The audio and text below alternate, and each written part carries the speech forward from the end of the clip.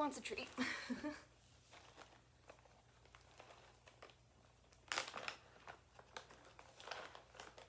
Hey, Boo.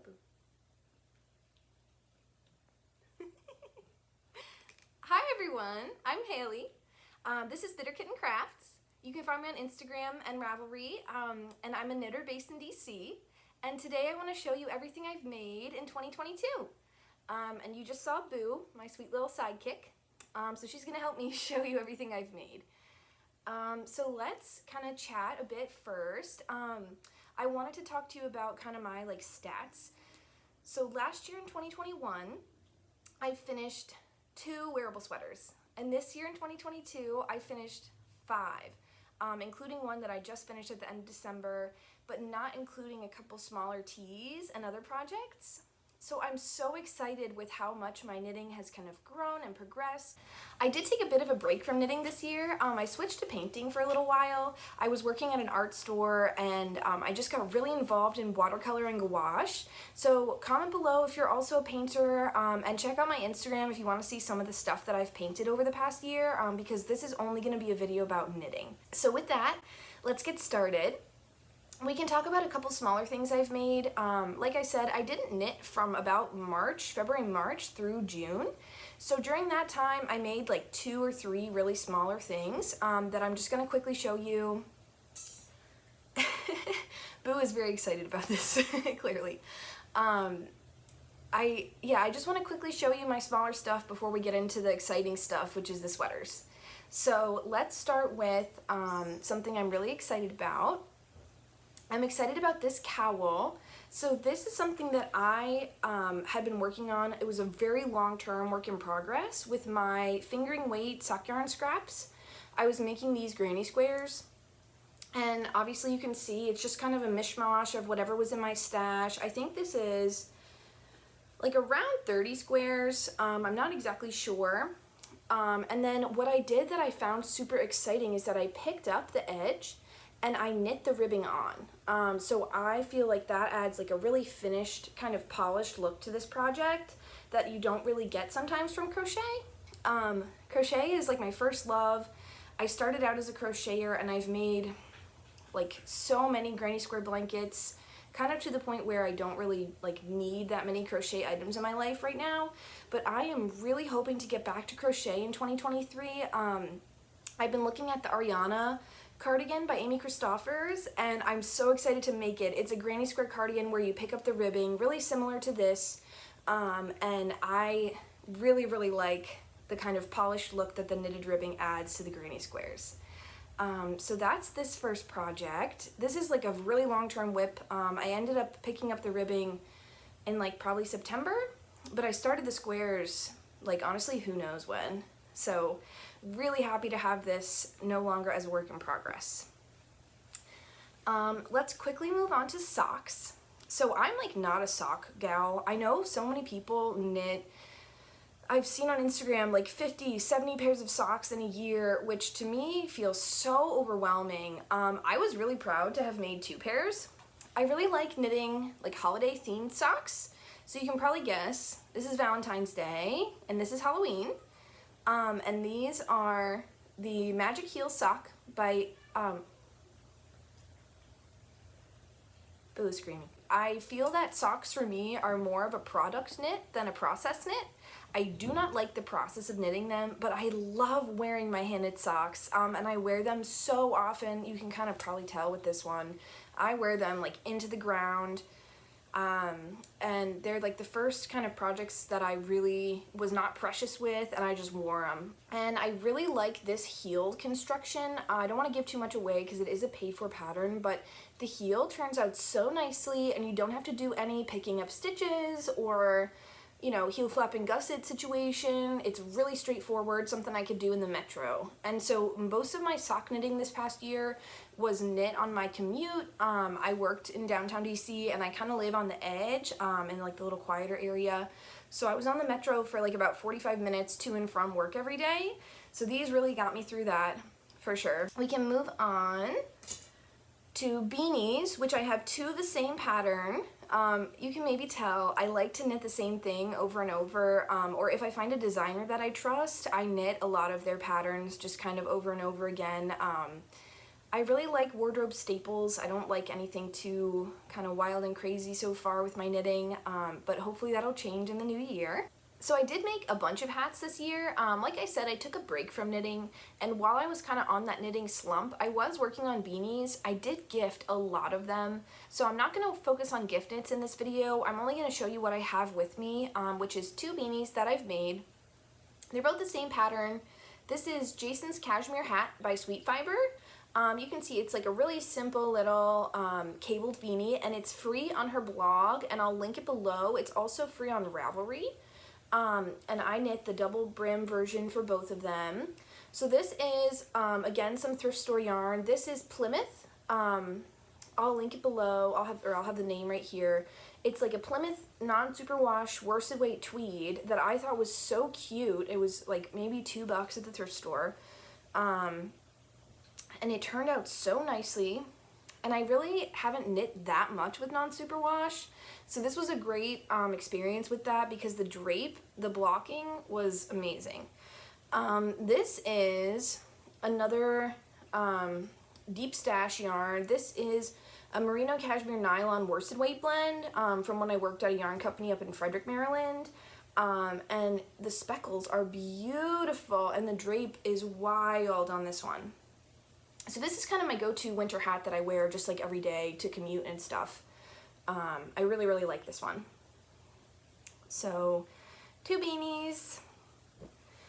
And now we're kind of in, so that was all of my knitting for basically the first 6 months of the year, which is kind of a big bummer actually. I feel like it doesn't matter how much you make, it doesn't matter, you know, how productive you are, as long as you're feeling happy and healthy, that's what matters. But I really feel like I could have gotten a lot more knitting done this year than I did. So now we're gonna go to my summer knits. So we're at like June now. So I'll start with this little tank top. So this is the Ripple Bralette by Jessie Maed. You can probably tell if you've knit this pattern that I made some mods to it for sure. It's supposed to have like 1x1 ribbing on the bottom and on the back. I didn't do any of that stuff.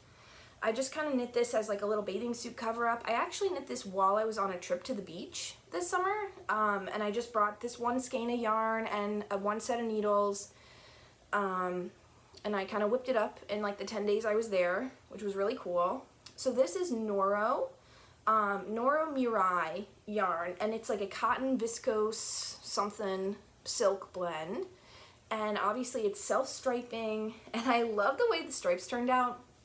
I know not everybody's cup of tea is like the mismatched cups, but I really, really like it. I think it's so fun.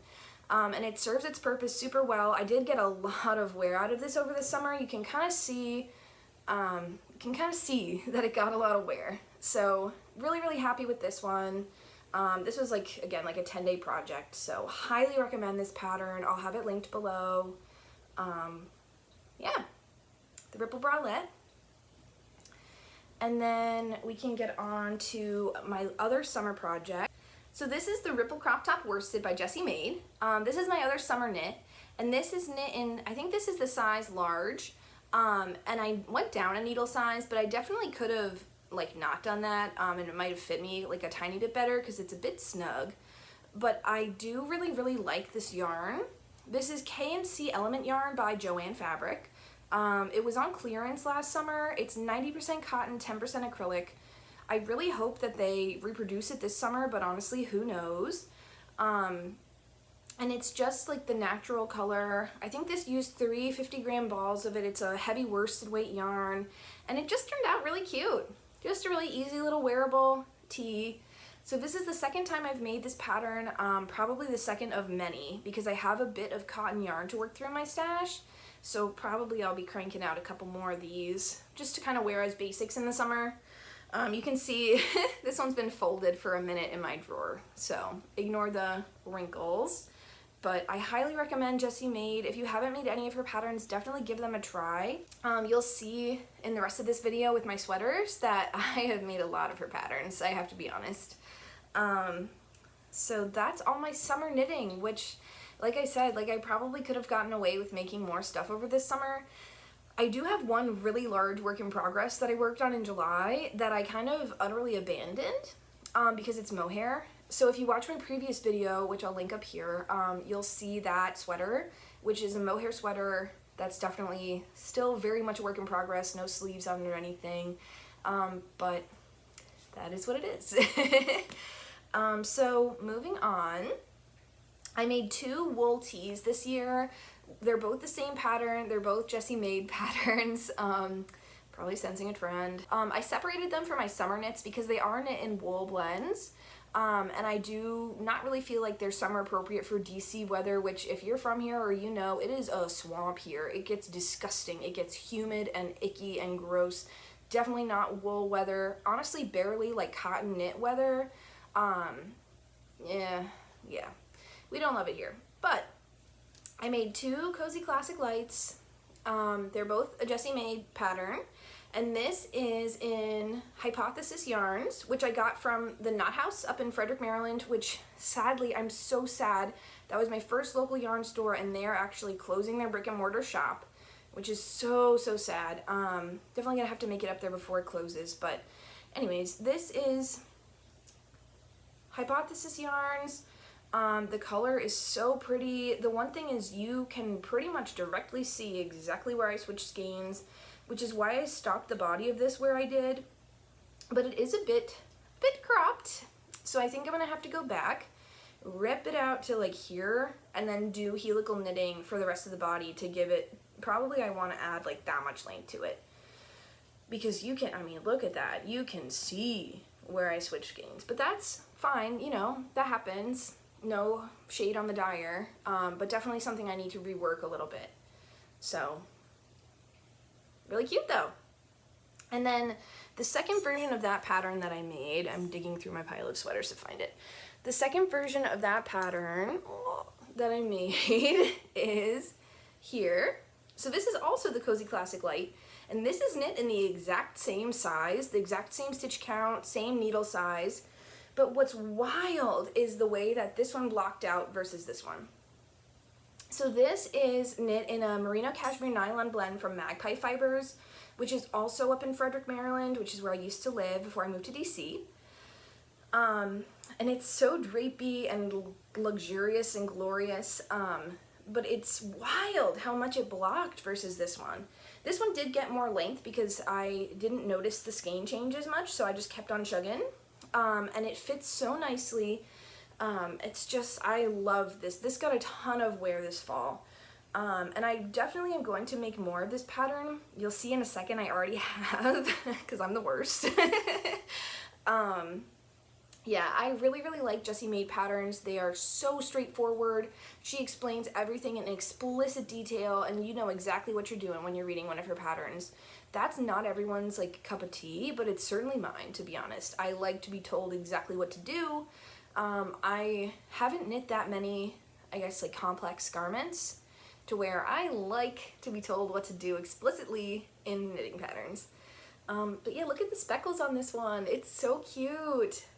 So cute over jeans, just an easy little wear. And that is my first cashmere garment, merino cashmere nylon blend. So that's always gonna have like a special place in my heart.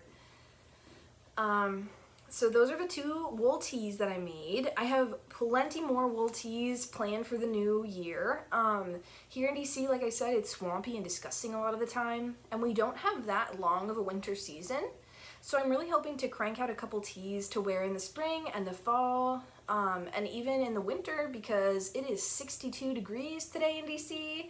It's January 2nd and it's 62 degrees. So that is alarming. That's alarming. Oh well.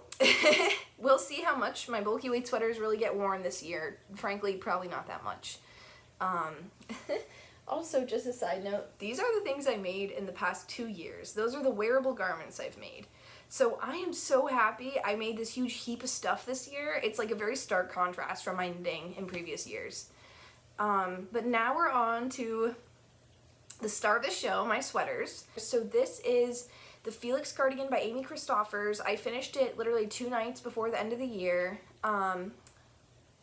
You can see the little lace raglan here, and this is, I think, the 43-inch bust size, which gives me a little bit of a little bit of positive ease.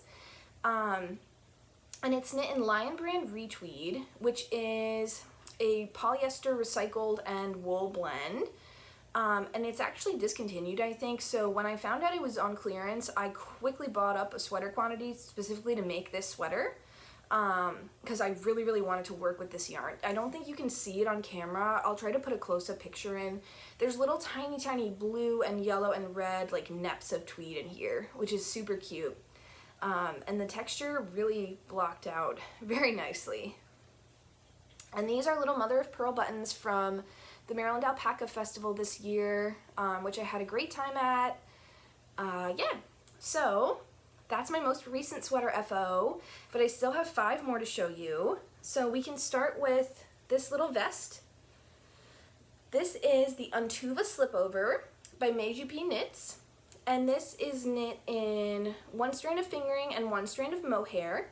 So this took 1 skein of fingering and 1 skein of mohair to complete, which is awesome. I highly recommend this pattern, especially if you're doing some stash busting like I'm planning to in 2023, and I was trying to in 2022, but failed literally so miserably. So this is the Little Foxes Knits. My friend Gina, who lives in Virginia, this is her Advent from 2021 color, the yellow, the fingering weight. And then the mohair that I held it with is called Cozy. It's from the Little Lionhead Knits, and she's also local to me in Virginia. And then for the ribbing and the cuffs, I held another strand of yellow fingering weight with it just to give it a little more like density and give the garment a little more structure. So overall, this was a 200 gram, almost exactly project, and it's so cute. It is so cute. I wear this a lot. Like, I bought a black turtleneck from the thrift store specifically to wear with this, and that outfit is like perfect. So this pattern will be linked below. And yeah, if you're doing some stash busting, this is a great way to go. It's 1 fingering and 1 mohair, so knit on size 9 needles, really quick project. And look how nicely the ribbing turned out. I'm really proud of that. So that's that little guy. This was like a really short project too. Obviously sleeves take a lot longer than people would like, myself included. So sleeveless things, yes please. So next I'll show you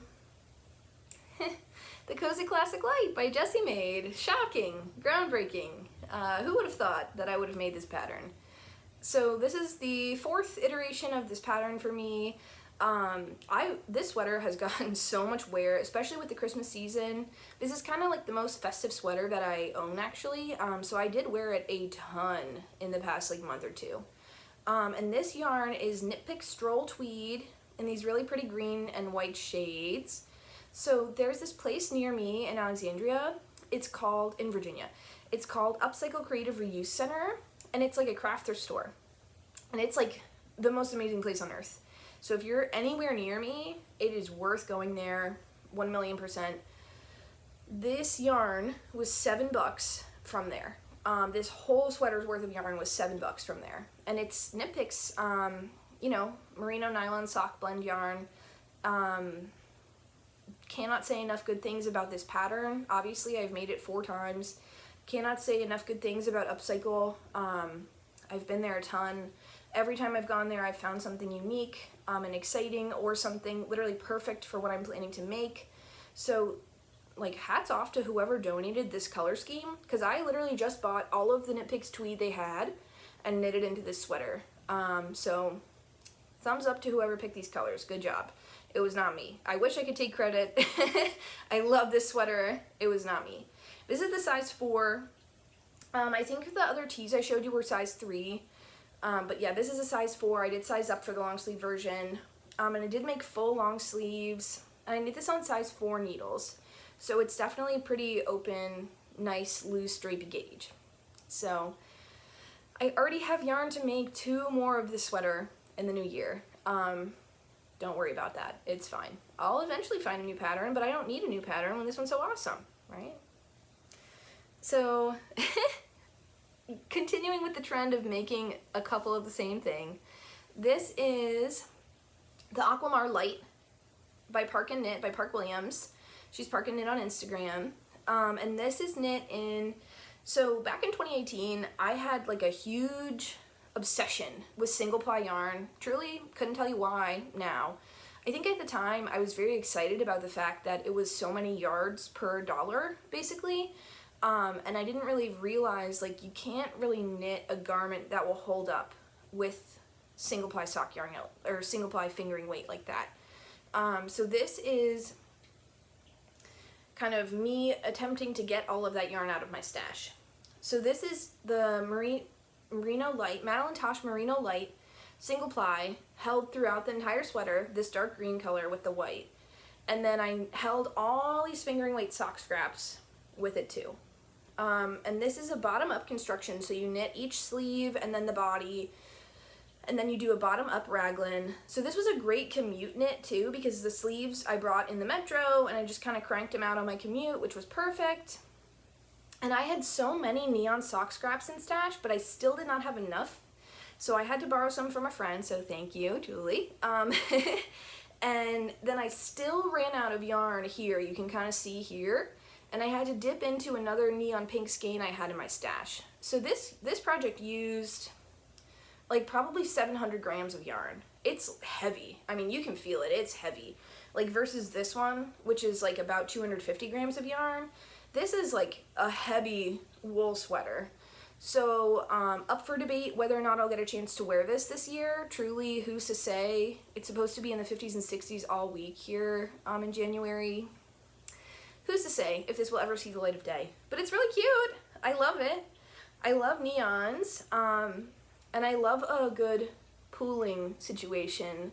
I know that's like a controversial take, so let me know in the comments below, like, if you like pooling like this. Like, I love that. But I know some people are like very meticulous about avoiding that. I'm kind of bummed it didn't do that on both sleeves, but they're both cool. So that's this sweater, the Aquamar Light. And here's the Aquamar Lean. So this is the bulky weight version of the pattern I just showed you. It's also by Park Williams of Park and Knit. It's also a bottom up raglan construction. Basically the only difference is that this is a heavier gauge. So this is a bulky weight sweater, and this is DK worsted, single held double, or fingering held double, I mean. And I use Karen Pantone yarn from Michaels for this one. It's like a bamboo cotton wool blend. This yarn had been in my stash for like a hot 8 years, so I just finally decided to make it into something. My first bulky weight sweater. It's super cute.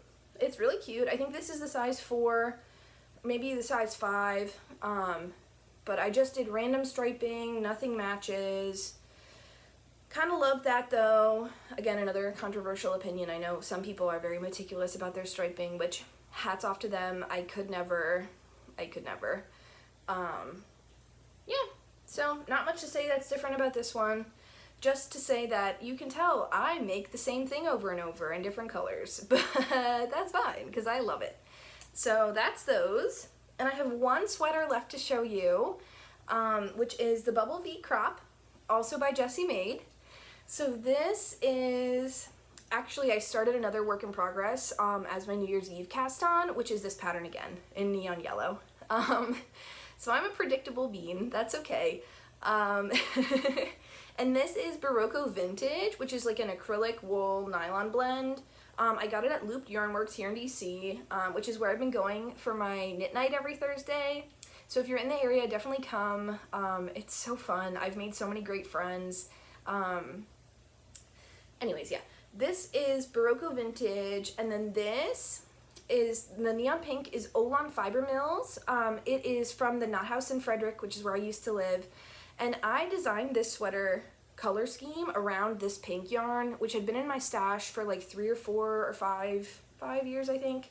And I just really wanted to use it. Look how it flashed on the ribbing. That is so cool. That is so cool. Again, not everyone's favorite to have pooling and flashing, but I love it.